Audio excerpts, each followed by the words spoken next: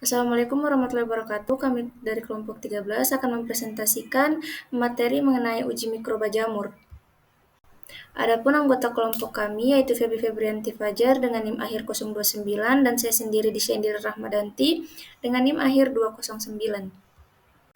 Untuk materi yang akan kami paparkan yaitu pengertian dari jamur, prosedur pembuatan media jamur, metode uji mikroba jamur, serta syarat dan nilai mikroba jamur yang baik. Untuk materi yang pertama ada pengertian dari jamur. Jamur adalah suatu tumbuhan yang sangat sederhana, berinti berspora, tidak berklorofil, berupa sel atau benang bercabang-cabang dengan dinding dari selulosa atau kitin atau keduanya dan umumnya berkembang biak secara seksual dan aseksual. Baik, untuk materi yang kedua ada prosedur uji mikroba jamur. Yang pertama disiapkan alat dan bahan yang digunakan. Alat dan media yang digunakan disterilisasi dengan metode sterilisasi panas basah bertekanan selama 15 menit pada suhu 121 derajat Celcius dan tekanan 1 atm menggunakan autoclave. Lalu dibuat media sengaja dicampurkan agar glukosa, pepton, dan ekstrak lagi ke dalam gelas ukur. Tambahkan air hingga volume mencapai 1 liter, aduk hingga homogen. Kemudian dimasukkan campuran media ke dalam Erlenmeyer dan sterilkan dengan autoclave pada suhu 121 derajat Celcius selama 15-20 menit.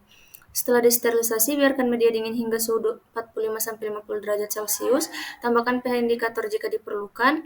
Atur pH media antara 5,5-6,5 menggunakan larutan HCl atau NaOH. Lalu tuangkan media ke dalam petri dish yang telah disterilkan. Pastikan media merata dan tidak terlalu tebal. Kemudian ambil inokulum jamur dan letakkan di atas media. Tutup petri dish dengan tutupnya. Kemudian simpan petri dish di tempat yang terlindung dari cahaya langsung dan suhu yang stabil 25-30 derajat Celcius. Biarkan selama 2-7 hari untuk membiarkan jamur tumbuh. Amati pertumbuhan jamur dan catat hasilnya. Materi ketiga yaitu metode uji mikroba jamur. Pertama ada metode cawan Petri atau pour plate. Ini mengisolasi dan mengidentifikasi jamur dengan rumus jumlah koloni per volume sampel dikali 100. Yang kedua ada metode perhitungan koloni atau koloni count.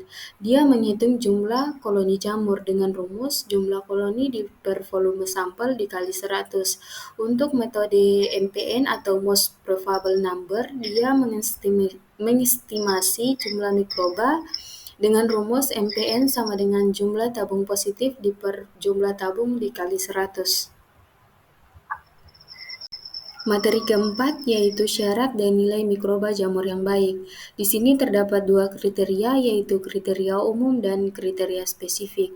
Untuk kriteria umum, jumlah koloni jamur dengan jumlah kurang lebih dari 100 koloni forming unit per gram atau mili.